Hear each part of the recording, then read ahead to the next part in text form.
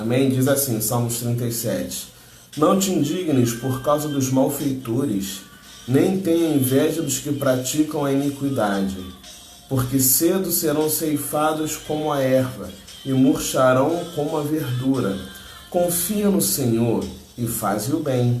Habitarás na terra e verdadeiramente serás alimentado. Deleita-te também no Senhor e Ele te concederá o que deseja o teu coração. Versículo 5. Entrega o teu caminho ao Senhor, confia nele e Ele tudo fará. Ele fará sobressair a tua justiça como a luz e o teu juízo como o meio-dia. Descansa no Senhor e espera nele. Não te indignes por causa daquele que prospera em seu caminho, por causa do homem que executa astutos intentos. Deixa a ira e abandona o furor. Não te indignes para fazer o mal, porque os malfeitores serão desarraigados, mas aqueles que esperam no Senhor herdarão a terra. Pois ainda um pouco o ímpio não existirá.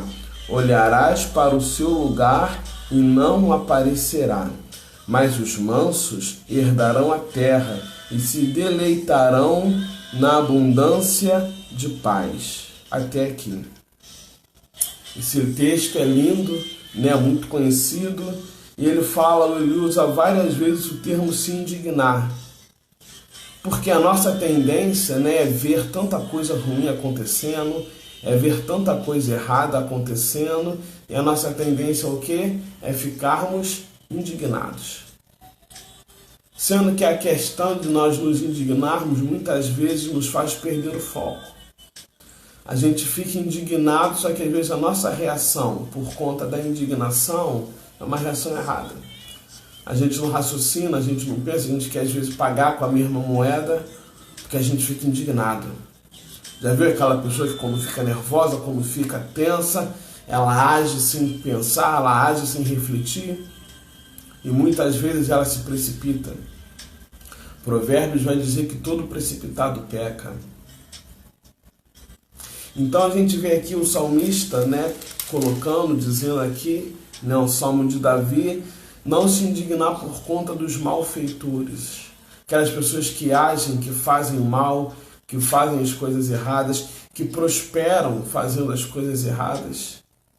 A gente está vivendo um período de eleição, né? No mês de novembro teremos eleições, 15 de novembro, e é natural, vai aparecer um monte de candidato que promete um monte de coisa, pessoas que nós vemos e percebemos que não têm nenhum escrúpulo, pessoas que não deveriam estar se candidatando, né, se postulando a ser um representante aí da sociedade, porque eles não têm nenhuma moral para isso, não têm nenhum respaldo para isso. E a nossa tendência é se indignar, é achar que isso não deve acontecer. E realmente não deve. Mas a gente deve colocar todas essas nossas indignações diante do Senhor. E o salmista ele vai falando, porque cedo serão ceifados como a erva e murcharão como a verdura. Eles não vão permanecer. Muitas pessoas que se levantam, às vezes se levantam até contra o próprio Deus, ou se levantam querendo se exaltar, o próprio Deus abate. O próprio Deus vai dar conta dessas pessoas. Então não é função minha ou sua ficar indignado ou ficar desesperado por pessoas assim. E ele continua dizendo, confia no Senhor e faze o bem, e habitarás na terra e verdadeiramente serás alimentado. O que eu e você devemos fazer, queridos, é confiar no Senhor. É crer que Deus ele não perde o controle da situação. É crer que Deus não perde o controle do mundo. É crer que mesmo a gente olhando o cenário de caos, é crer que Deus está no controle. Que nada acontece sem que Deus permita.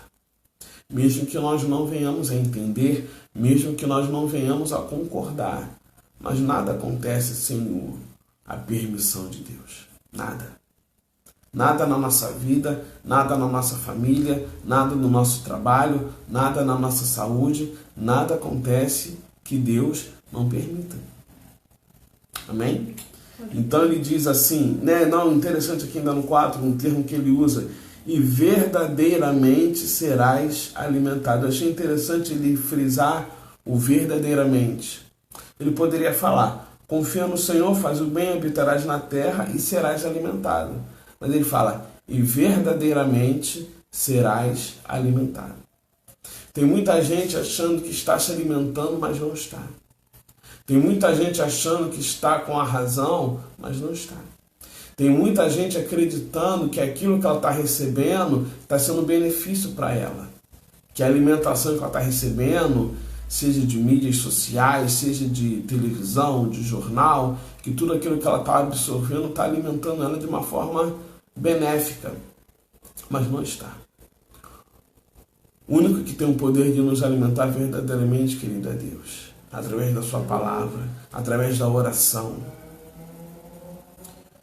Esses dias eu estava aconselhando uma pessoa, essa pessoa falou para mim, não tenho mais vontade de fazer as coisas, não consigo mais ouvir a voz de Deus, está tudo tão difícil, está tudo tão complicado, eu estou muito desanimado, ora por mim, eu estou muito triste, eu quero desistir.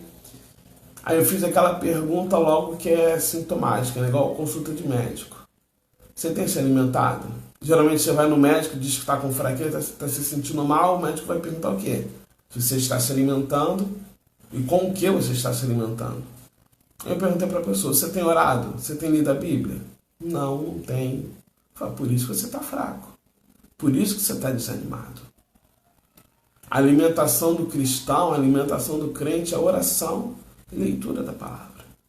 Não tem como um cristão se sustentar, não tem como um cristão se manter sem isso. Sem oração, sem uma vida de oração, sem leitura da palavra. Tem pessoas que passam dias, semanas, meses sem ler a Bíblia.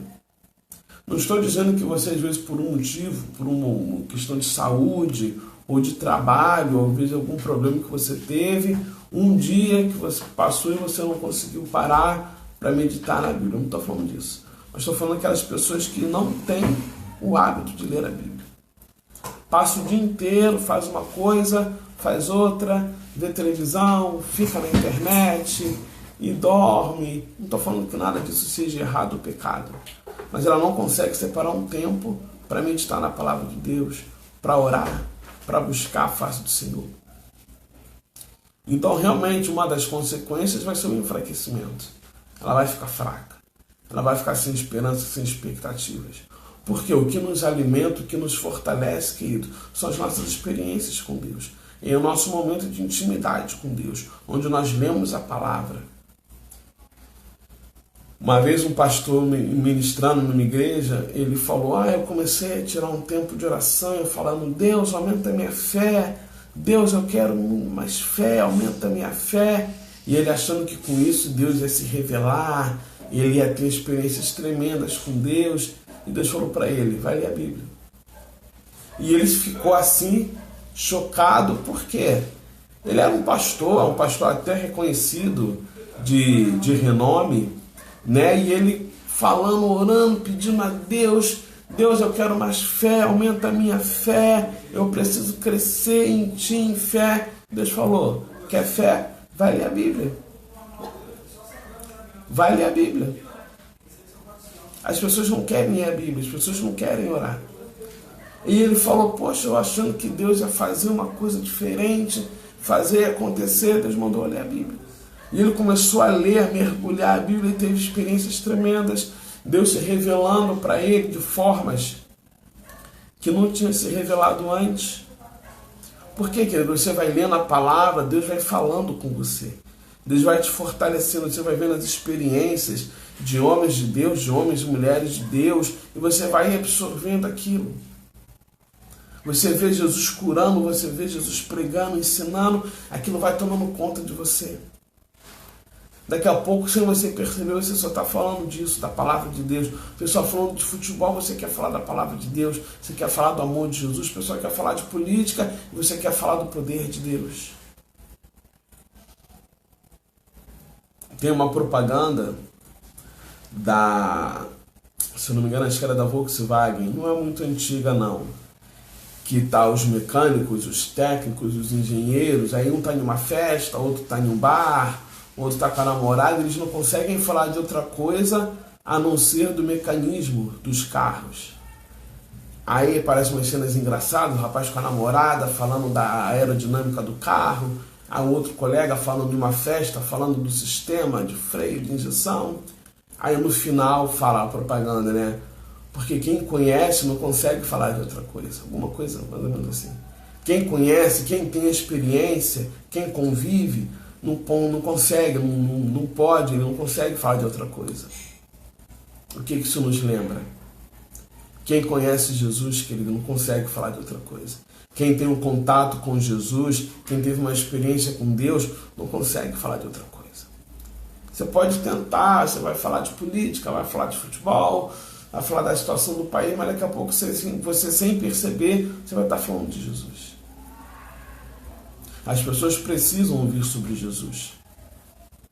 As pessoas precisam ouvir quem é Jesus. As pessoas precisam saber, o que Jesus fez na nossa vida. O que Jesus fez na tua vida? O que Jesus fez na minha vida? As pessoas precisam saber. Obrigado. As pessoas muitas vezes não conhecem a Deus porque elas não veem isso na nossa vida. A gente não tem preocupação de mostrar quem é Jesus. E o salmista continua: deleita-te também no Senhor, e Ele te concederá o que deseja o teu coração. O que tem desejado o seu coração? O que você tem pedido? O que você tem buscado a Deus?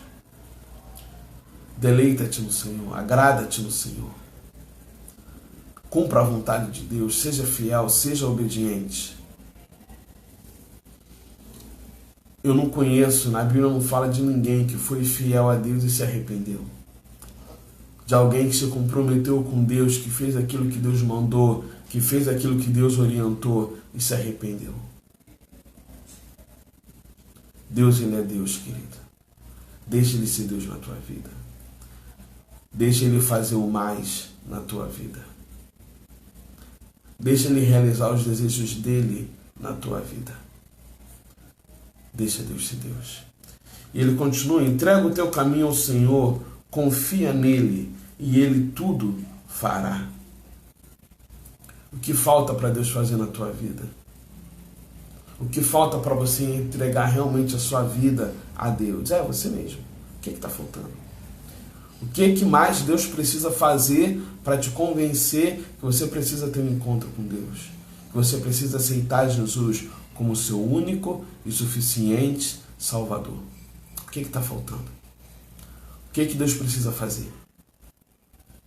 O que Deus precisava fazer, Ele já fez, querido. Ele enviou Jesus para morrer por mim e para morrer por você. Jesus já morreu na cruz, querido. O preço já foi pago. Basta você aceitar.